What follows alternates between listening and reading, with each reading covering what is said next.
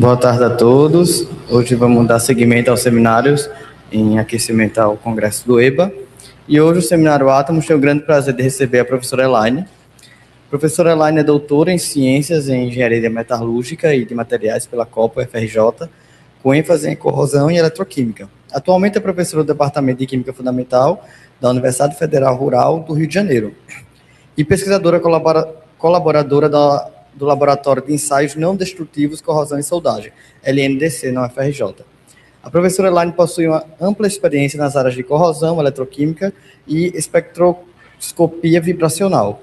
Suas pesquisas concentram-se na aplicação de técnicas espectroscópicas para estudo de interfaces e materiais, com destaque para a investigação de inibidores de corrosão de baixa toxicidade, caracterização de produtos de corrosão, polímeros e nanomateriais. Então, mais uma vez, muito bem-vinda, professora Elaine.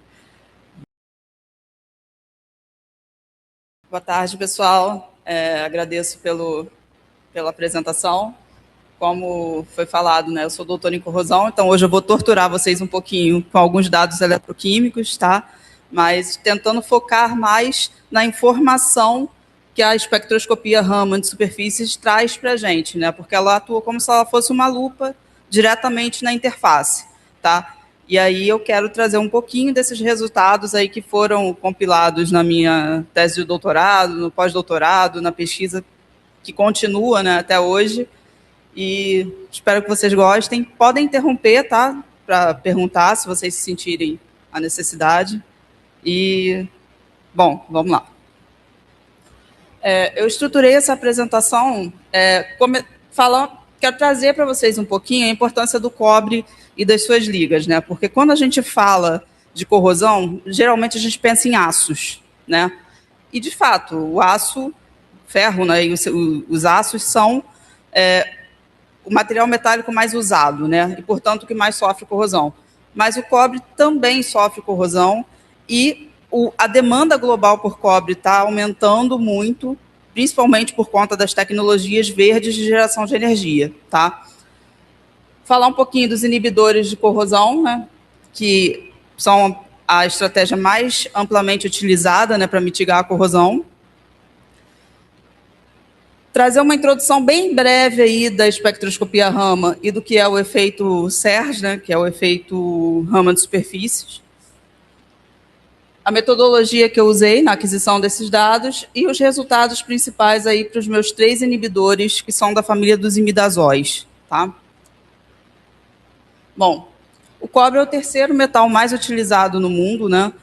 Ele é famoso por ter boa propriedade de condução térmica e elétrica, né? Dentre os melhores da tabela periódica, só perde para o ouro, se eu não me engano. É bem maleável, é dúctil, apresenta boa resistência à corrosão, tem uma boa abundância na crosta, né? A gente consegue achar minerais com até 85% de cobre em massa, então o refino também é proveitoso, né? Mas ele é bem suscetível à corrosão em alguns meios específicos, principalmente meio de ácidos oxidantes, amônia e cloretos, tá? Na verdade, toda a família dos halogenetos, né? Cloretos, brometos, iodetos, mas principalmente os cloretos. Tem aqui alguns exemplos de aplicação do cobre, né, no nosso dia a dia, né? As moedas de 5 centavos do real eram moedas de cobre. Aparentemente foram descontinuadas porque está mais caro fazer elas do que o valor que elas representam, tá? Mas elas eram de cobre maciço. Aqui são interconectores de chips, né, para eletrônica. Um pedaço de duto que sofreu uma corrosão severa aqui, né, em presença de sulfato e de cloreto. Aqui é um trocador de calor, a parte interna de um trocador de calor do tipo casca-tubo, né? Quem tem alguma experiência com a indústria sabe que esses trocadores de calor, a depender da situação, eles duram 6 meses, a depender da agressividade, né? Em parte porque existe a corrosão associada ao serviço, mas também por conta da limpeza desses trocadores de calor, que é feita sempre com ácido forte, né? HCl concentrado, ácido sulfúrico concentrado, e esses 2 ácidos especificamente atacam muito o cobre. Então, ao mesmo tempo que você leva embora incrustação, produtos de corrosão, você também está levando embora espessura do material, tá? E não adianta injetar qualquer inibidor de corrosão, porque não funciona. Tem que ser inibidor específico para cobre, tá? Fios, né, sistemas de tubulação de água, principalmente na Europa, né? As meninas que têm cabelo descolorido, como eu, voltam da Europa com cabelo azulado por conta do cobre, né, nas tubulações. E também nas tecnologias verdes, né, baterias, acumuladores de energia, fiação de bobina, tudo isso é feito de cobre. Bom, como eu falei para vocês, né, o uso de inibidores de corrosão é possivelmente a estratégia mais difundida, né, na proteção, não só do cobre, né, mas da maioria dos metais. Quando a gente não consegue pintar esses metais, não consegue aplicar um revestimento sobre eles, no geral, é o inibidor de corrosão que a gente usa, né? Por quê? Porque é uma forma eficiente de controle da corrosão, é barato, tem baixo custo de manutenção também, né? Basicamente, o que você precisa é manter a concentração de inibidor constante no teu fluido de trabalho. Tem de vários tipos, né? Inorgânicos, orgânicos, aqui pelo mecanismo de ação, né? Catódico, anódico, inibidor de adsorção, por aí vai, tá? Os inorgânicos são, em sua maioria, da família dos cromatos, né? E a gente tem que descontinuar eles, porque eles são muito tóxicos, né? Além deles terem uma toxicidade alta para os animais, né, em geral, para as plantas, eles também são carcinogênicos. Então, a gente precisa tirar os inorgânicos do caminho, apesar deles terem uma eficiência maravilhosa. E aí, o foco tem recaído justamente nos inibidores de adsorção, que são moléculas orgânicas que têm heteroátomos, né? Em geral, oxigênio, nitrogênio, enxofre, fósforo, porque esses vão ser os centros de adsorção no metal. A adsorção é a função da estrutura do meu inibidor, da carga da superfície metálica, né, e da composição do meio. Tá? Aqui tem alguns exemplos, né, de um corpo de prova que estava num ensaio sem inibidor e com inibidor, um pedaço de tubulação de cobre também, onde foi aplicado o inibidor e onde não foi aplicado o inibidor, coberta de óxido, e aqui um pedaço de vergalhão, tá? Mesma coisa, sem inibidor e com inibidor. Quando a gente tem um bom inibidor, ele consegue ali ter próximo de 90% de eficiência, tá? Isso significa um aumento de vida útil muito significativo. Bom, no caso específico do cobre, né? Se a gente tem cloreto no meio, o mecanismo de corrosão muda um pouquinho, tá? Ao invés da dissolução simples do metal por reação de oxirredução, a gente tem um ataque direto do cloreto na superfície, formando o seu UCl, que depois vai ser atacado por outro íon cloreto, formando o complexo de cloro-cuprato, né, que é o seu UCl2-. Esse complexo é solúvel, ele difunde para o seio da solução e deixa o metal completamente desprotegido. Tá? Nesse caso, a gente pode ter, dependendo do pH do meio, a hidrólise do seu UCl2 para gerar o óxido de cobre que se deposita na superfície. Mas esse óxido de cobre também não é protetor em 99,9% dos casos, tá? Principalmente se você tiver cloreto no meio, porque a gente tem zonas ali em que a cobertura do óxido não é completa.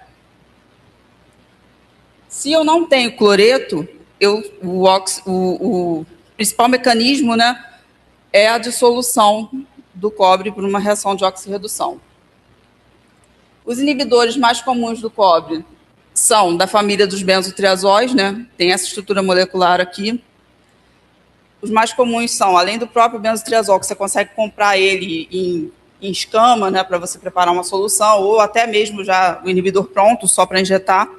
A gente tem também o toliltriazol, que é mais pesado ainda do que o benzotriazol, e o mercaptobenzotriazol, que é usado principalmente quando a gente precisa de uma ação muito rápida e precisa que... E você enxofre no meio, tá? Porque os ânions de enxofre, né, sulfato, sulfeto, também atacam bastante o cobre, dá aquela corrosão preta, né, bem feia, e por baixo daquele depósito vai continuando a corroer, então também é bem complicado. No geral, a eficiência inibitória deles está entre 85% e 95% em meio neutro e entre 60% e 90% em meio de HCl. Qual o problema com eles se eles são tão bons? Eles são tóxicos para a microbiota, principalmente aquática. Tá? E o que a gente faz com um efluente que está cheio de benzotriazol e familiares para descartar? A gente simplesmente dilui e joga num corpo d'água.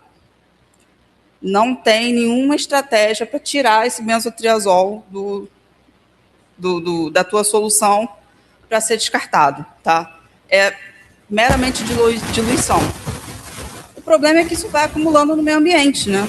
E aí, quando você vê, a vida daquele rio começa a morrer, justamente por conta desses nossos queridos aqui, né? Isso aumenta, né, a necessidade de a gente ter inibidores verdes, que são de baixa toxicidade, né? Eles são compatíveis com o ambiente, tá? Aqui eu trouxe 3 candidatos que são da família do imidazol, né?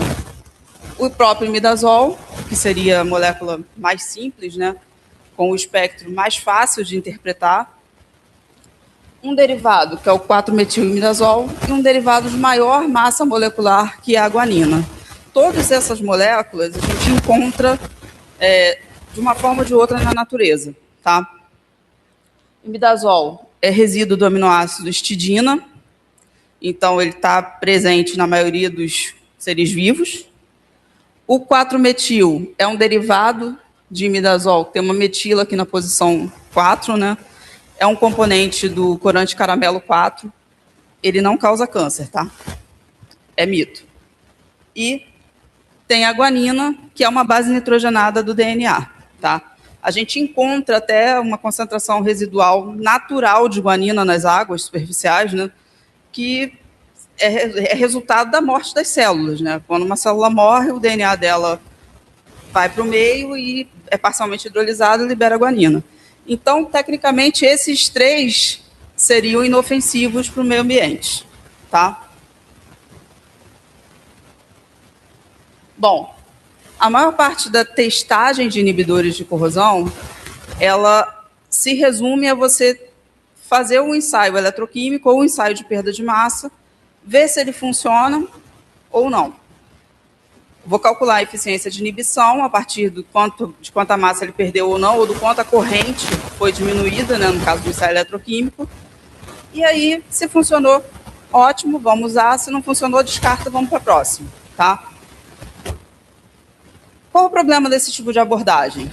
A gente está sempre numa visão muito macroscópica, muito pequena do que acontece, e a gente não consegue ter uma ideia de como esse inibidor se comporta ali na interface.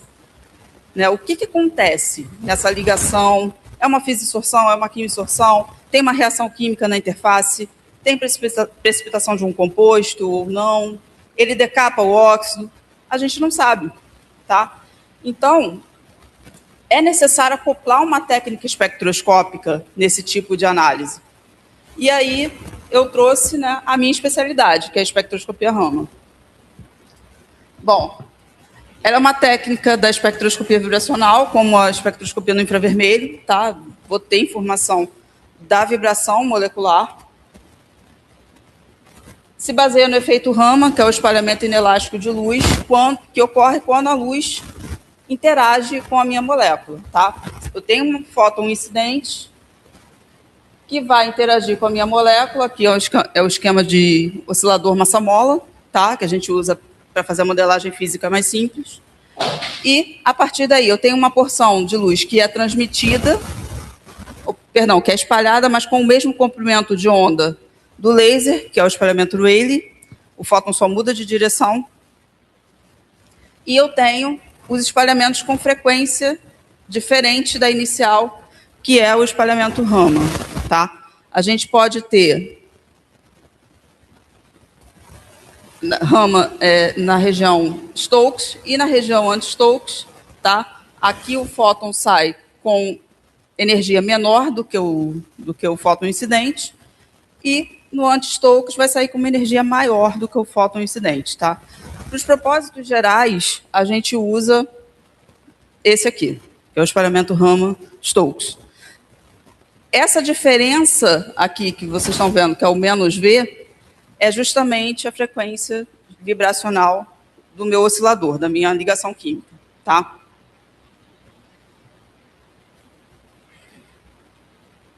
Bom, do ponto de vista molecular, né, o que acontece?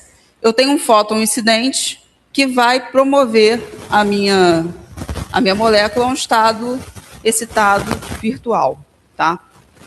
Não é um estado verdadeiro da molécula, ele é um estado que é criado pela transferência de energia do fóton para a molécula. A energia do fóton se redistribui na molécula e a forma dela relaxar para o estado eletrônico fundamental é emitindo esse fóton, e a diferença é essa daqui, entre os níveis V0 e V1, que vai ser a energia, vai me dar a frequência vibracional da minha ligação química, tá? Então, por aqui já dá para ver que é um processo um pouquinho mais complicado do que uma simples absorção molecular, como a gente tem no infravermelho, tá? No infravermelho, seria o equivalente a um processo de absorção de um único fóton que levaria a molécula do primeiro nível vibracional, primeiro nível energético vibracional, que é o fundamental, para o primeiro excitado. Aqui, a gente precisa de um estado intermediário, que é o estado virtual, para essa molécula emitir essa energia e voltar para o meu primeiro nível vibracional, tá? Por conta disso, né, por conta de ser um processo que tem 2 fótons envolvidos, a criação de um estado virtual, a intensidade de uma banda Raman, ela é proporcional à energia do laser, à concentração das minhas espécies e a esse termo aqui, que a gente chama de dependência quarta potência, tá? Ou seja, o efeito é bastante fraco.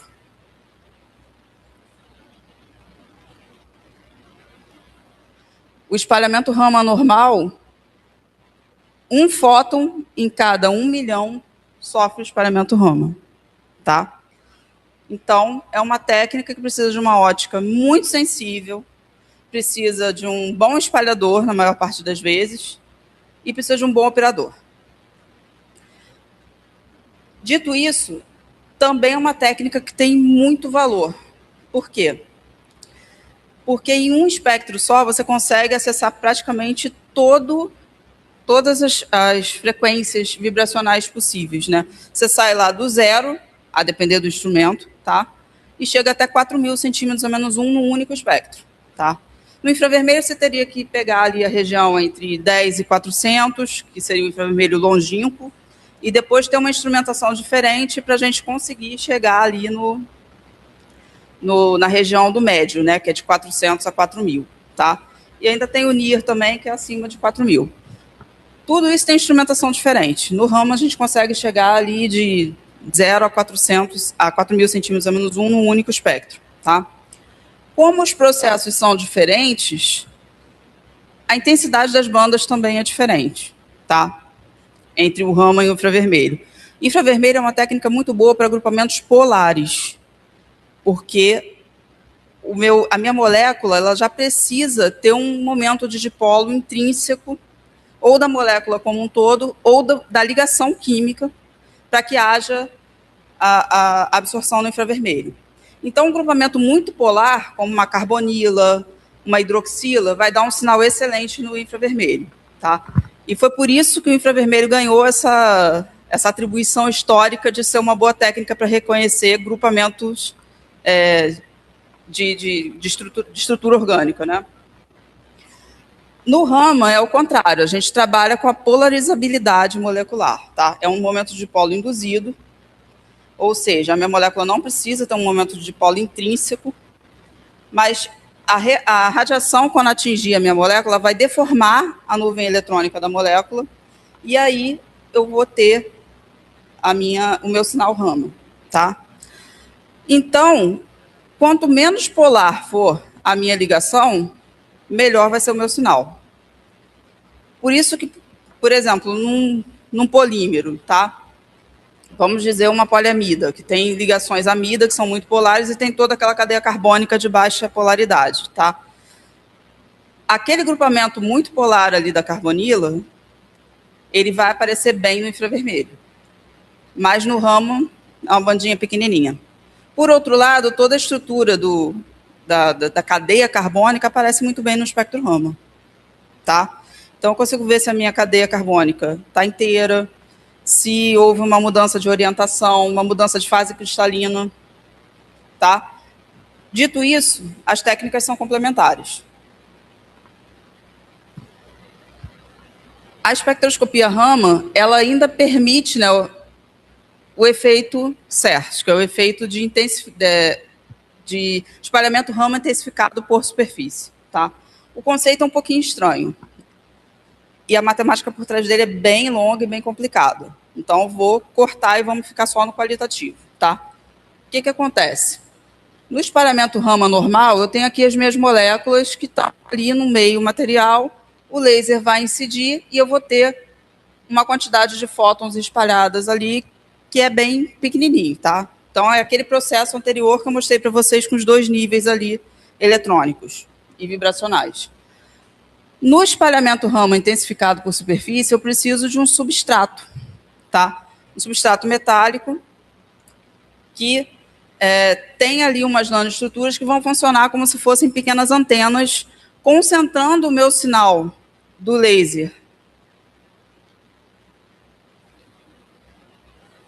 O que vai acontecer é que o laser, quando ele vai atravessar, né, todo o meu sistema, vai chegar no substrato e vai ser direcionado de volta para as minhas moléculas de maneira muito mais intensa. Essas nanoestruturas aqui, essas pontinhas aqui, elas vão funcionar como se fossem antenas. Elas redirecionam uma quantidade, um campo eletromagnético muito intenso para as minhas moléculas. E aí, como ela vai receber uma quantidade de luz muito grande, o espalhamento vai ser muito intenso e ele ainda sofre uma segunda intensificação, que é quando o laser volta. Aqui no esquema do mecanismo eletromagnético, acho que dá para a gente entender bem melhor, né? Essa seria a intensidade ali do espalhamento, né? Bem maior do que no caso do espalhamento Raman. A gente tem mecanismo eletromagnético, né, que é acoplamento com plasma de superfície, e o mecanismo químico que vem da ligação química, né, da minha molécula com a superfície. Isso causa ali uma redistribuição eletrônica que vai mexer na polarizabilidade da molécula e vai aumentar o meu sinal. Quando eu consigo que esses 2 mecanismos operem juntos, eu tenho uma intensificação aí de até 1 milhão de vezes. Isso permite que eu consiga analisar soluções bem mais diluídas, tá? Hoje em dia se chega ao nível de single molecule, tá? No nível do que se chega em fluorescência, né? E esse efeito ele é muito bom para a gente enxergar a interface, tá? Porque o mecanismo eletromagnético ele opera numa distância vertical da superfície em até 10 a 20 nanômetros, tá? Então, ele vai pegar literalmente a primeira camada absorvida ali. Muito bem, o sinal da segunda já é um pouco mais fraco, no máximo ali até a terceira camada absorvida. Essa intensificação do sinal ela é tão grande que o sinal das moléculas que estão no bulk, que chega ao detector, é muito fraquinho. Então, a gente basicamente só enxerga o sinal da interface, tá? Funciona muito bem quando o meu substrato é de ouro, prata ou cobre, tá? Já se estendeu aí para platina, para ródio, mas com intensificações menores, tá? Tem até um grupo na China fazendo com ferro, só que ninguém consegue reproduzir, só eles que conseguem, né? Mas, enfim, já estão aumentando, né, a gama de metais que a gente pode usar como substrato CERS. Pode ser um eletrodo no ensaio eletroquímico, né, ativado, pode ser nanopartículas das mais variadas formas, né, quanto mais pontuda a nanopartícula for, melhor, né, funciona melhor esse efeito antena. E eu preciso de nanoestruturas na superfície entre 10 e 100 nanômetros. Tá? Quanto mais ali por volta de 20 a 60 nanômetros vai ser a minha máxima intensificação. E eu preciso que o meu substrato interaja com a minha molécula-alvo, né? Então, se a molécula não adsorve no substrato, Eu posso até ter uma intensificação, que é por conta do efeito eletromagnético, mas ela vai ser muito fraca. Na situação ideal, a molécula absorve de alguma forma sobre o substrato, tá? E a intensidade CERS passa a ser função do número de moléculas absorvido, dos campos incidente e espalhado e da mudança na polarizabilidade, além, é claro, da potência do laser. Tá? Por ser um efeito específico, a gente tem novas regras de seleção na superfície. O aumento da polarizabilidade efetiva vai estar de acordo com o quanto a minha polarizabilidade original, que são esses tensores aqui, alfa XX, alfa XY, alfa ZX, né, podem ser multiplicados pela minha constante dielétrica ali do meio. Esse valor de epsilon zero, para os lasers que a gente tem usualmente nos equipamentos, quem vai me dar a melhor intensificação é prata, seguido de ouro e cobre. Tá? E também, por conta da reorganização da estrutura molecular, geralmente a gente tem supressão da fluorescência, né? Que fluorescência é um problema muito sério em espectroscopia Raman, né? Porque ela é pelo menos 1000 vezes mais intensa do que a sua banda mais intensa. Tá? Então, às vezes, eu até consigo ver um sinal da minha molécula em cima daquele fundo de fotoluminescência, mas muitas vezes a fotoluminescência encobre tudo, mesmo que a minha impureza fluorescente seja ali 1% do meu analito. Tá? Então, olhando para essa regra de seleção à superfície, né, que é a polarizabilidade efetiva, quem tem o componente Z vai ser mais intensificado. Tá? Esses tensores de polarizabilidade, a gente consegue ver qual é a componente dele em cada modo vibracional quando a gente termina a simetria da molécula e vai lá naquelas tabelas de caracteres, né? Quem fez química inorgânica aí foi torturado com simetria e tabela de caracteres em algum momento, serve para alguma coisa, tá? Então, a gente vê lá, né, quais são as componentes do tensor associadas a cada modo vibracional. Então, cada bandinha que a gente vê lá, em 400, em 600, em 200, por aí vai, está associado a um modo vibracional que está associado a uma dessas componentes aqui do tensor. Tá? E no efeito CERS, a gente tem a intensificação máxima de quem está ali vertical à minha superfície. Funciona como se fosse uma lupa, né, em tempo real, né, amplificando bastante o sinal e permite um monitoramento direto do complexo superfície inibidor in situ, mesmo em sistemas eletroquímicos, onde eu consigo fazer espectroeletroquímica. Tá? Bom, a metodologia que eu usei foi os ensaios de perda de massa e os ensaios eletroquímicos, né, para a gente ter ali a eficiência inibitória, que também é muito confusa, né, esses dados são muito confusos na literatura. Tanto guanina, quanto imidazol, quanto 4-metilimidazol foram testados em algum momento e a gente tem ali valores na literatura que saem de 0 a 70%. Ou seja, cabe o mundo ali dentro. Né? E aí, a aplicação da espectroscopia Raman e do efeito CERS para a gente tentar entender melhor o que acontece ali na interface, que é uma coisa que muitas vezes é renegada nesses estudos. Tá? Aqui é o esquema dos meus corpos de prova, né, na perda de massa. E aqui é o instrumento lá que a gente tem no LNDC, que é um espectrômetro Raman acoplado à microscopia confocal. Né? A minha célula eletroquímica que está aqui, o potenciostato, o eletrodo de referência, para poder fazer a polarização. Então, eu ia fazendo a polarização e a pi tirando os espectros em cada potencial para ver como que a interface estava mudando. Esse é o esquema da célula, né? A gente tem o contra-eletrodo de platina, o eletrodo de trabalho de cobre, né, virado para cima, para que eu possa incidir o laser sobre ele. Tá? Aqui, depois de um polimento que, confesso, está ruim, tá? Mas foi pressa. Então, dá para ver aqui a estrutura, né, do metal polido, isso é uma lixa de 600. E, após a ativação, a criação das minhas nanoestruturas aqui. Tá? Esse eletrodo não tem efeito CERS, esse aqui tem.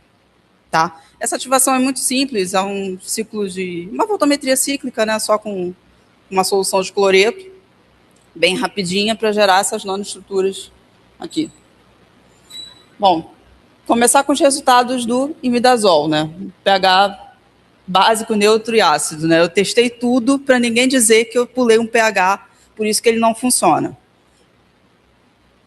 Tem as voltametrias, né?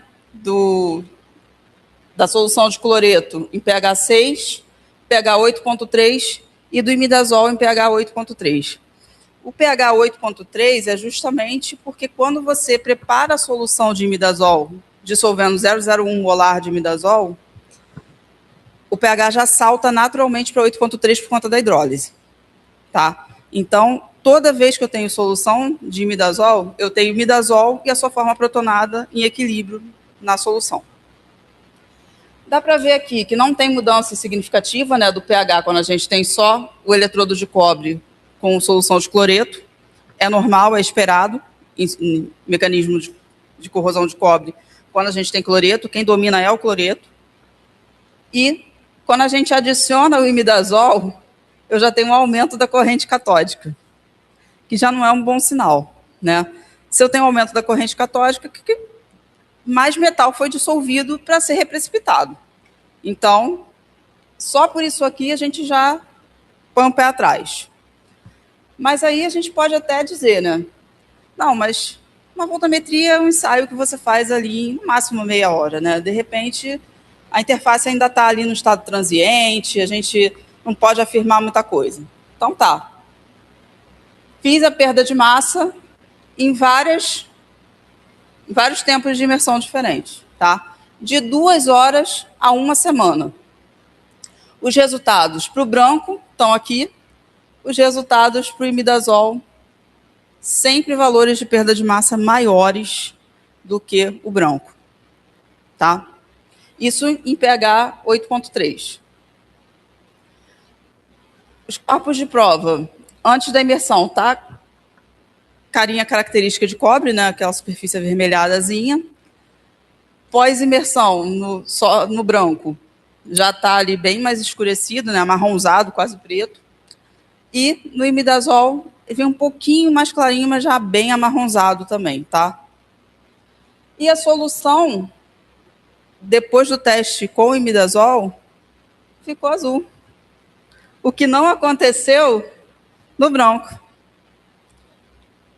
Aí foi pânico, né? Porque, não sei como, teve gente que achou 70% de proteção do imidazol para o cobre no mesmo tipo de sistema que eu estava usando.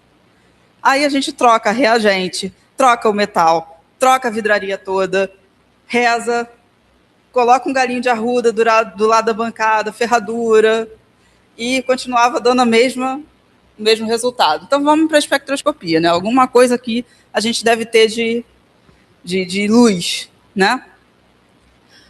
O primeiro espectro é do imidazol sólido, tá? Foi o composto que eu usei para preparar as minhas soluções de inibidor. O segundo espectro é de uma solução 1 molar de imidazol.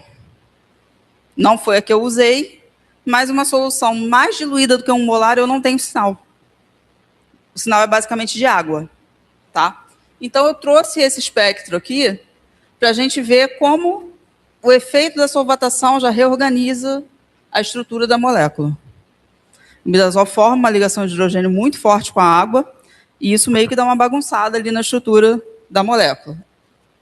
E aí a gente consegue ver isso no espectro, que é diferente do espectro do sólido.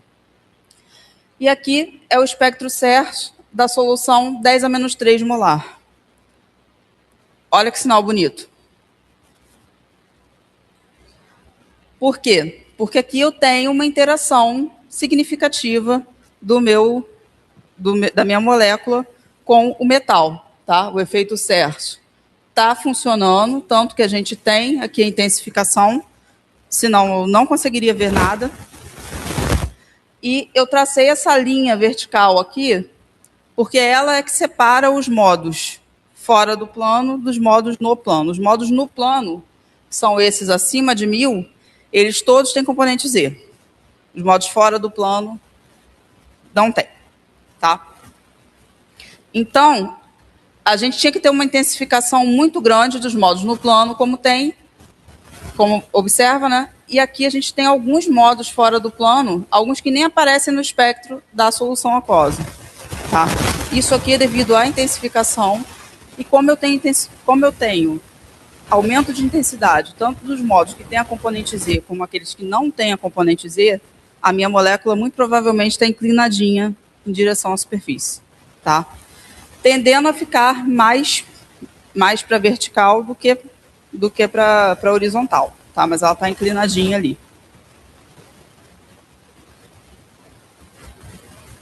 Essas duas bandas aqui que estão marcadas com essa seta, 1215 e 1446, são do nosso imidazol protonado, da forminha protonada. Tá? Então, na superfície do eletrodo, eu tenho a dissorção tanto da molécula neutra quanto da minha molécula protonada, mesmo em pH 8.3. Tá? O efeito Serres ele intensifica tanto o sinal da camada dissolvida que eu consigo ver as bandas do meu imidazóleo, mesmo quando eu tenho uma proporção aí de uma molécula protonada para 20 neutras. Tá? Bom, aqui é em função do potencial, né? São os espectros Serres em função do potencial. Aqui eu tenho polarização catódica, né? Então o eletrodo está carregado negativamente, indo em direção aos potenciais mais positivos, tá? Esse espectro A aqui é um espectro que foi obtido ali perto do potencial de corrosão, tá? Ainda está um pouquinho mais negativo do que o potencial de corrosão. Então, eu consigo ver que a interação entre o meu imidazol e o cobre, existe uma ligação química, porque eu tenho uma banda aqui em 312. Essa ligação ela vai ficando mais fraca conforme eu vou chegando mais perto do potencial de corrosão, ou seja, o imidazol ele interage muito bem com uma superfície limpa de cobre, que é uma situação que você nunca tem no metal que está corroendo, tá? Então, aqui né, tem um ombrinho aqui, né, essa banda ela dá uma largada. Se vocês não enxergarem aqui, depois eu posso mostrar em mais detalhes, porque isso é o olho de águia do espectroscopista, demora um tempinho para desenvolver, mas tem uma componente aqui, que é justamente o cloreto que vai chegando ali, competindo na interface com o meu imidazol. Tá? Aqui, já mais perto do potencial de corrosão, eu tenho já a formação de óxido de cobre 1, que é o Cu2O. Tá? Progressivamente, eu vou observando uma diminuição da intensidade das bandas no plano, né? Muito provavelmente porque a molécula está começando a dar uma deitadinha em direção à superfície. Tá? Aqui já é o ramo anódico, o ramo positivo, né, da minha polarização. Então, nessa situação, eu tenho excesso de carga positiva na superfície do metal. Esse é o espectro do potencial de circuito aberto, banda de cloreto aqui em 290 bem intensa a ponto suficiente de a gente não ver mais a banda da vibração cobre-nitrogênio, e um pouco aqui das bandas do imidazol, mas bem mais fracas do que a gente via quando o eletrodo estava carregado negativamente. Conforme eu vou aumentando a carga positiva do meu eletrodo, as bandas do imidazol somem e a gente só vê cloreto. Então, isso já ajuda a gente a entender um pouco melhor o que acontece na interface. Por que o imidazol não é um inibidor efetivo?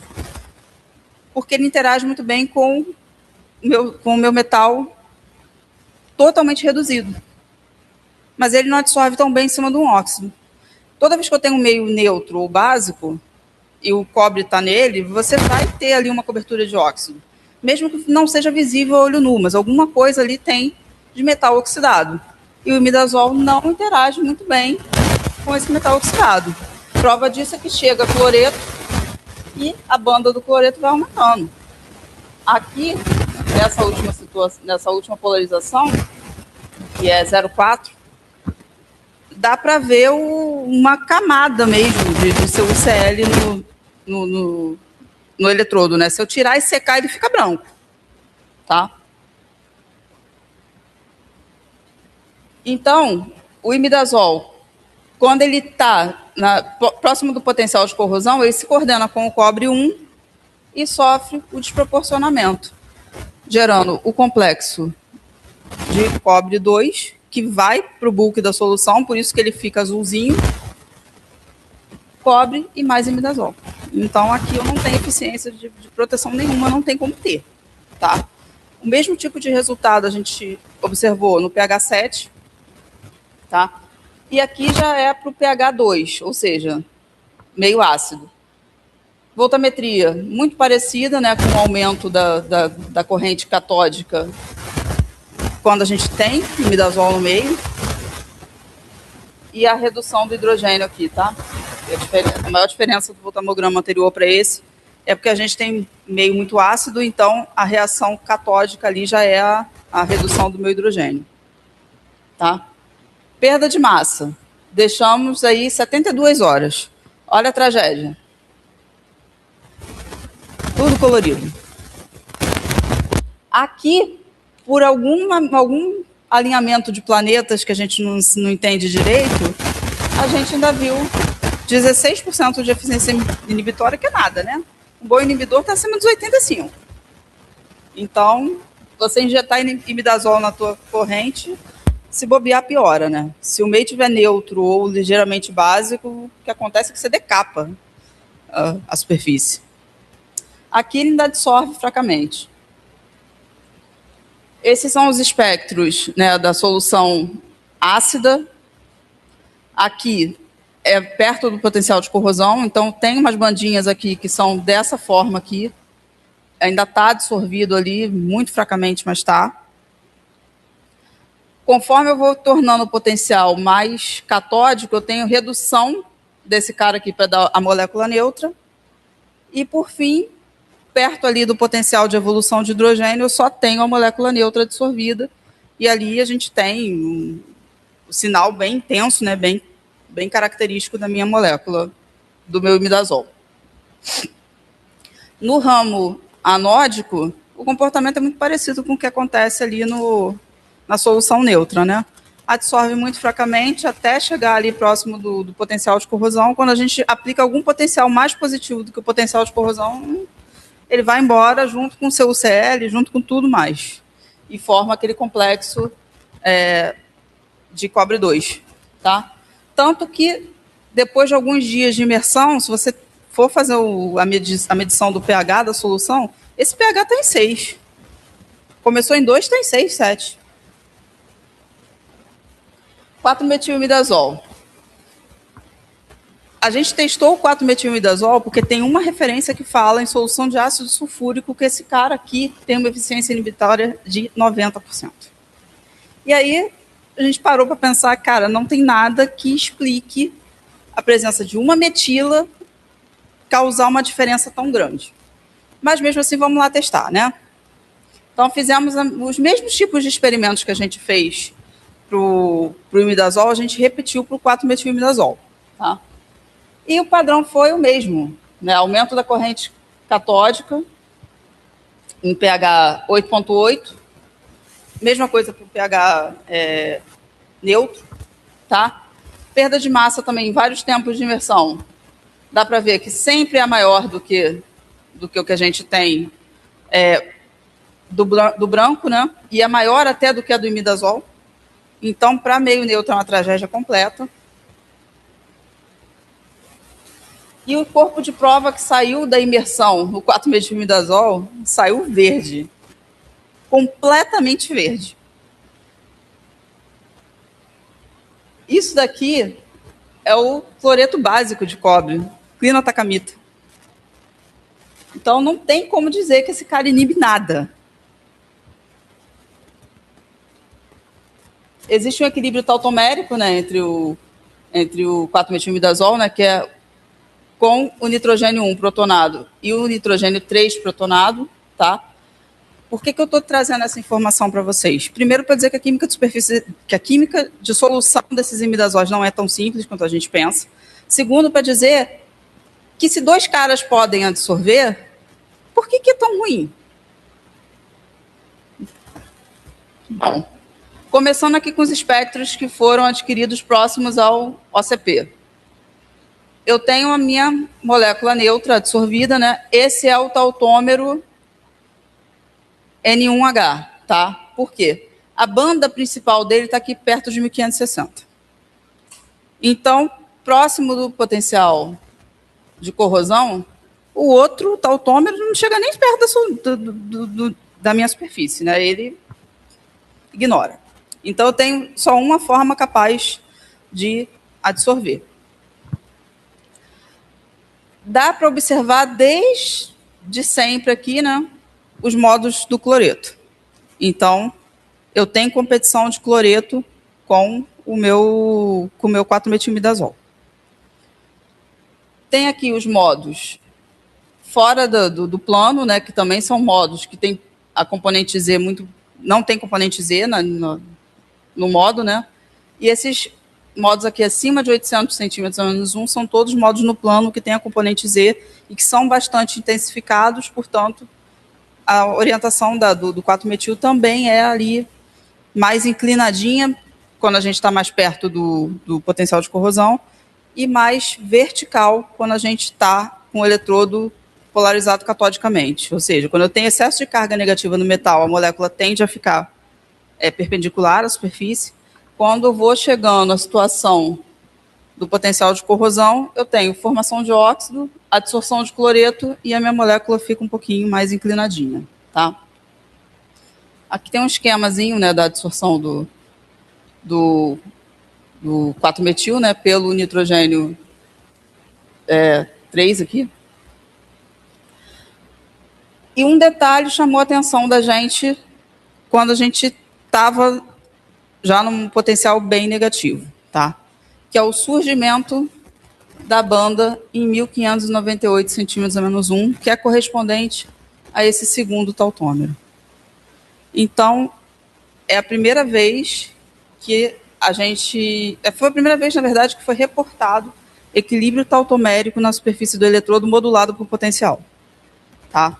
Esse trabalho ele foi publicado num artigo que foi feature na coletânea de 10 anos do Journal of Raman Spectroscopy. Foi a primeira vez e é um dos casos raríssimos que a gente conseguiu realmente ver os dois eletrodos, as duas formas, né, tautoméricas no eletrodo. A importância fundamental disso é muito legal, mas na prática nenhuma, né, porque perto do potencial de corrosão, que é a situação que é mais importante para a gente, só está uma forma tautomérica e que ainda por cima não é lá essas coisas, né? No ramo anódico, a gente tem uma situação muito parecida com a do imidazol. Tem um pouco aqui de 4-metil absorvido perto do potencial de corrosão. Quando a gente começa a polarização anódica, né? O acúmulo de carga positiva na superfície vai ficando maior. O que eu tenho mesmo é a formação de CuCl, tá? E como as soluções também ficaram azuladas, a gente propõe que o mesmo tipo de mecanismo aconteceu aqui, tá? Ele coordena, quando existe a coordenação do imidazol com o cobre oxidado, ele se desproporciona, né, forma o complexo de cobre 2, que deixa a solução azulada e que vai levando embora toda a proteção da minha superfície. Em pH ácido, a gente teve uma situação muito parecida, tá? Mesmo aumentando a concentração para 0,1 molar, não teve grande diferença. A gente viu um aumento de corrente catódica quando botava o inibidor no meio, ou seja, está piorando a situação. E aqui está o resultado das perdas de massa, né? Tenebrosas, né? Todo mundo colorido, dá para você escolher a cor que você quer, né? Gama de azul, que tem a ver com concentração, né, e com o tipo, né? Imidazol e 4-metilimidazol aqui. E calculando as eficiências inibitórias, deu ali entre 10% e 11%, que é irrisório. Tá? E o 4-metilimidazol, mesmo em pH 2, a forma protonada dele não absorve. Esse espectro aqui, mesmo em pH 2, ele é correspondente à minha molécula neutra.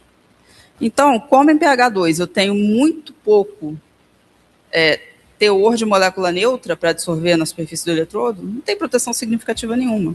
A proporção é uma molécula neutra para quase 100 mil protonadas. Tá? Então, enfim, não tem molécula neutra suficiente para cobrir a superfície do meu eletrodo. E aí o cloreto faz a festa, né? Tentamos de novo, porque a gente é brasileiro e não desiste nunca, tá? Mas dessa vez o resultado vai ser melhor, tá? Fizemos o teste com a guanina em pH ácido. Por que a guanina?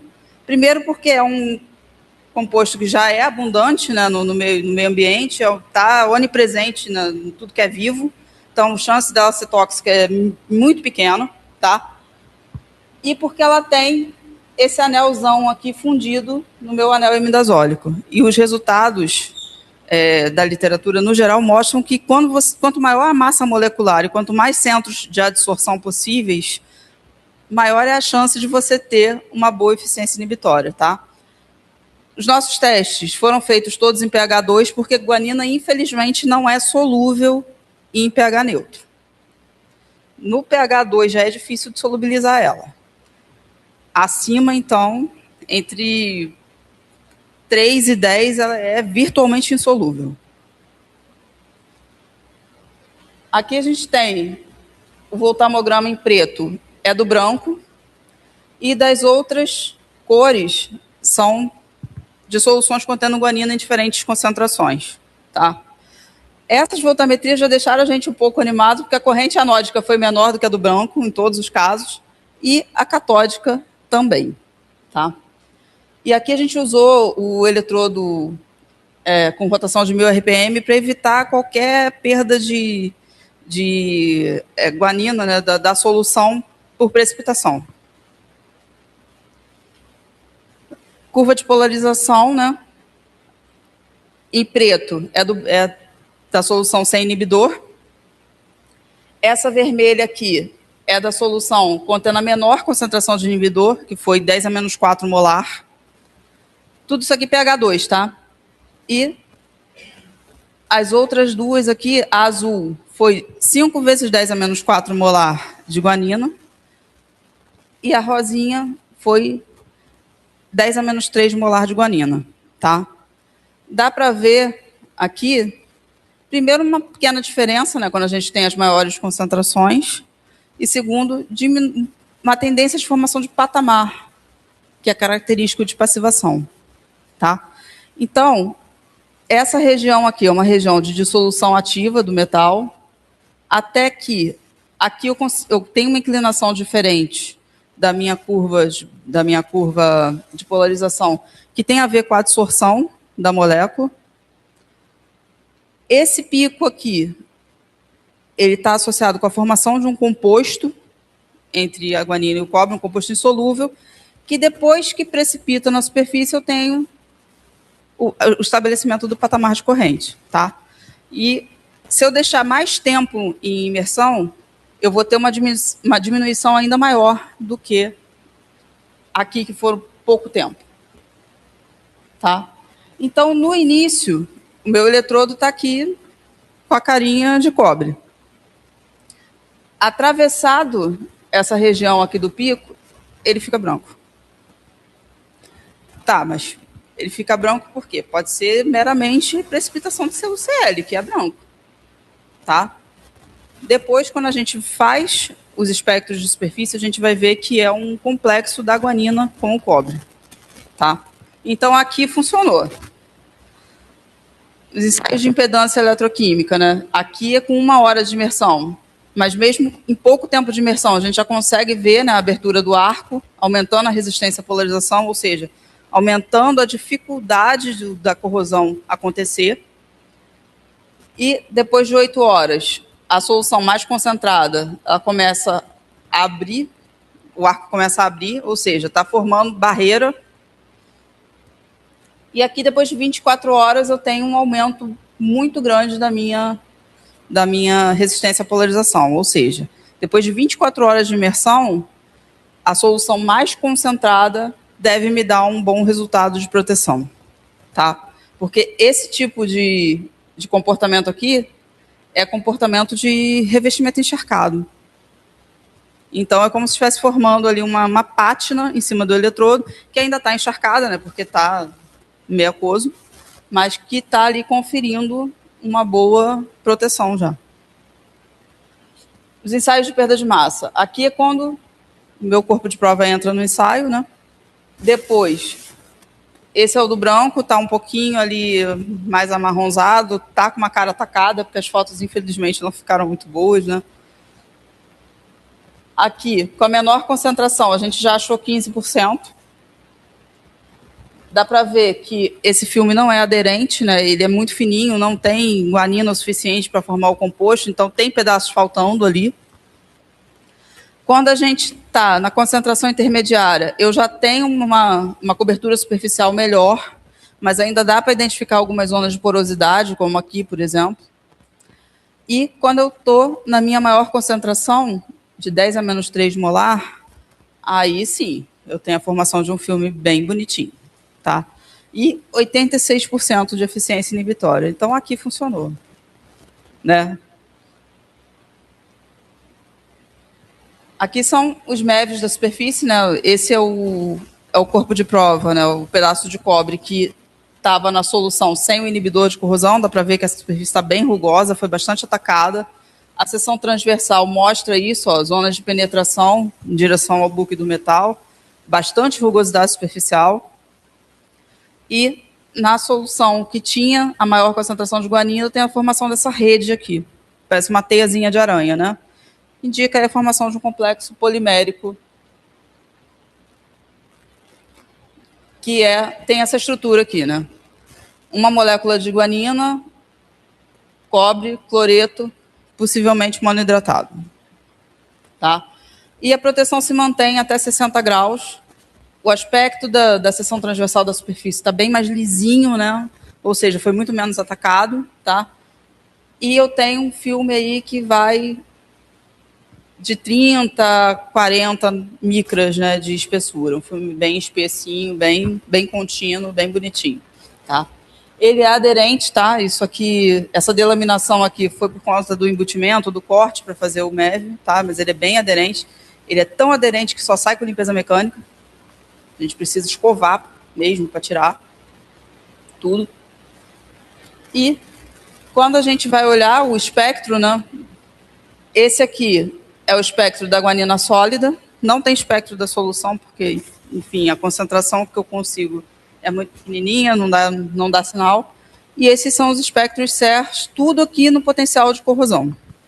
Tá? Esse aqui é com pouco tempo de imersão, no caso, 15 minutos, se eu não me engano. 2 horas, 3 horas e 4 horas. Dá para ver que o sinal da guanina absorvida ele vai diminuindo com o tempo. Tá? Mas o mais interessante para a gente é isso aqui. Ó. O sinal do cloreto também diminui com o tempo. Então, não é que a guanina está meramente indo embora da superfície. Eu estou tendo perda das minhas nanoestruturas classificadoras. Essa perda, depois que a gente analisa o eletrodo, é por conta da formação do filme de guanina, que é branco, é opaco, né? E se forma a partir também dos átomos de cobre ali da superfície. Então, isso tudo causa a minha perda de intensidade. Então, mesmo no OCP, eu tenho molécula de guanina adsorvida e a minha quantidade de cloreto na superfície diminui. Tá? Aqui são os espectros da minha solução mais concentrada de guanina nos potenciais catódicos, né? Dá para ver a intensificação, né, dos modos todos da guanina, e no potencial mais negativo eu consigo ver aqui uma ligação, uma vibração da ligação cobre-guanina, tá? Aqui em 320. Ainda tem a absorção de cloreto, tá? Tanto que ela não dá 100% de eficiência de proteção, né? Então algum cloreto chega lá, tá? E dá para ver aqui tanto a região no plano quanto a região fora do plano intensificada, então molécula também inclinadinha.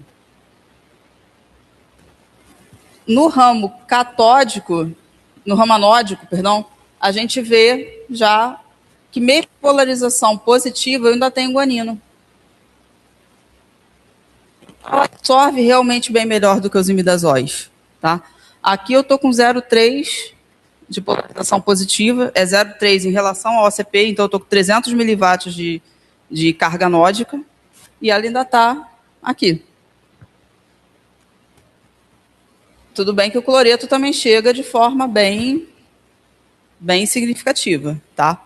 Mas vamos lembrar que isso aqui é antes de formação do filme. Os imidazóis, nessa situação, não estavam nem mais aqui, tá? Então, o fato dela interagir tanto com o metal na sua forma reduzida quanto oxidada já me faz entender, né, por que ela é um inibidor melhor do que os outros dois. Estava feliz com o resultado do cobre e pensei, vamos testar no eletrodo de aço, né? Vamos testar no aço X65, que é um aço muito usado na indústria do petróleo. E foi uma tragédia. Por essa voltametria aqui a gente já vê, né, que assim, ele tem o que a guanina é capaz de modificar a superfície, né? Dá para ver por conta do deslocamento aqui, né, do ramo catódico da minha voltametria, mas não é suficiente para nada, porque as correntes anódicas são altíssimas, então não me dá esperança de ter um bom efeito protetor. As curvas de polarização, mesma coisa, né? Dá para ver diferença quase nenhuma. Parece que com guanina ou sem guanina foi a mesma curva.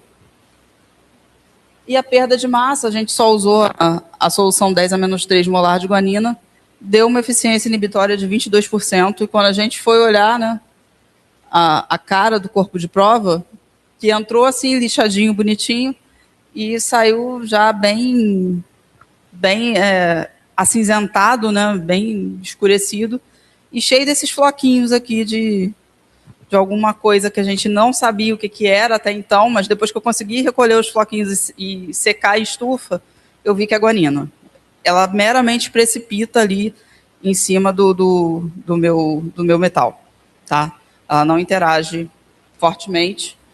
E o espectro Raman, que foi obtido na superfície, mas sem efeito CERT, tá? Isso aqui foi só da superfície que saiu do meu ensaio, mostra guanina sólida, basicamente, né? Então não tem realmente interação significativa nenhuma, né? Uma das explicações é que toda vez que a gente tem corrosão do ferro, a interface tem um pH muito mais alto do que o da minha solução, o que não acontece com o cobre. E, como eu falei para vocês antes, a guanina ela não é solúvel em pHs de ligeiramente ácido para cima, tá? Então, se eu tenho pH 2 na minha solução, provavelmente a minha interface está 2,5, 3 no sistema que está corroendo. Aí eu já saio da zona de solubilidade da guanina. E ela começa a precipitar, formando aqueles floquinhos que a gente viu, tá?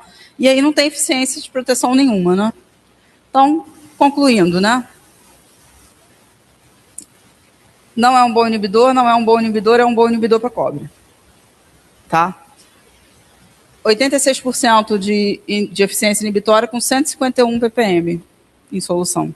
Então, é uma boa faixa de concentração para uso de inibidores, é uma boa eficiência inibitória, e o filme é resistente à temperatura, tá? Da temperatura ambiente até 60 graus, a eficiência inibitória, na verdade, até aumenta. Quando eu tenho 60 graus, eu passo de 90% de eficiência inibitória, tá? Tem algumas conclusões aqui que eu já falei, então não vou me ater a elas, né? Algumas referências e meus agradecimentos, né?